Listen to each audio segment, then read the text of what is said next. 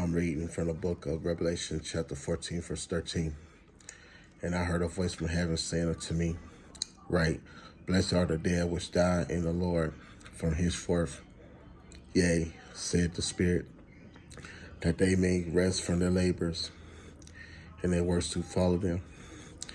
The presence of Jesus took my soul out of my body while I was in a deep sleep and took me somewhere in downtown Mexico. We seen a big crowd standing in a circle, watching a man and his wife and kids getting ready to be executed by the members of the drug cartel in broad daylight. Jesus told me after the drug cartel member became a born-again Christian, he left his demon god, Santa Maria, and the Mexican drug cartel to follow Jesus Christ. Then his wife and kids became Christians also. They belonged to this underground church in the town that truly preached the gospel of Jesus Christ. The demon of Santa Maria appears as a man to the leader of the drug cartel to warn him that a member of the cartel and his family became Christians, and Satan wants you to kill them. Then the demon disappeared. The leader of the drug cartel is furious. He called the police to have them arrested. The police came to their house and took him to jail to be beaten and tortured by the cops, trying to force them to give the cops the names of the person that led him and his family to Jesus Christ, the name and location of the church they go to, the names of the members of the church, the name of the pastor, so the cops and the cartel can kill them and destroy the church. But they refused to talk to them. And moments later, the members of the drug cartel went inside of the jail to take the Christian man and his family and put them into a van to drive them to the downtown area to be executed.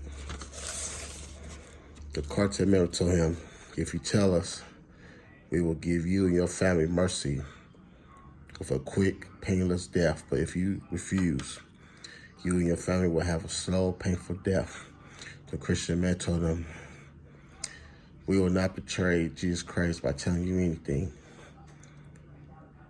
And when they arrived at the destination, the cartel members took them out of the van and forced the Christian man's wife and children to get on their knees. The cartel members used the gas cans to pour gasoline on them and threw a lighted match and set them on fire as they are screaming in pain until they took their last breath. The dead bodies burnt to a crisp. Certain cartel members holding a machete forced the Christian man to get on his knees. He used the machete to cut the Christian man's body into pieces, poured gasoline on the corpse, and set on fire.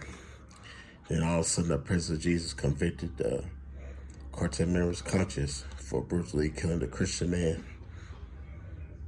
He is crying to Jesus to forgive him for what he did. That he promised Jesus that he will live for Jesus for the rest of his life. Jesus forgave him of his sins. The new Christian man told the cartel members that he just gave his life to Jesus Christ. He will not serve Santa Maria and the drug cartel no more. They was furious.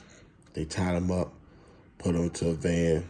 They drove to this old house in the middle of nowhere. They forced him into a metal 100-gallon drum.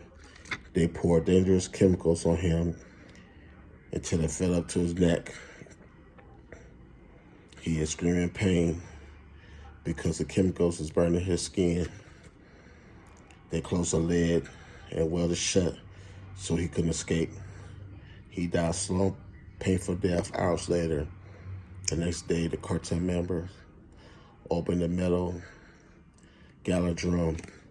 the Christian man turned to human soup.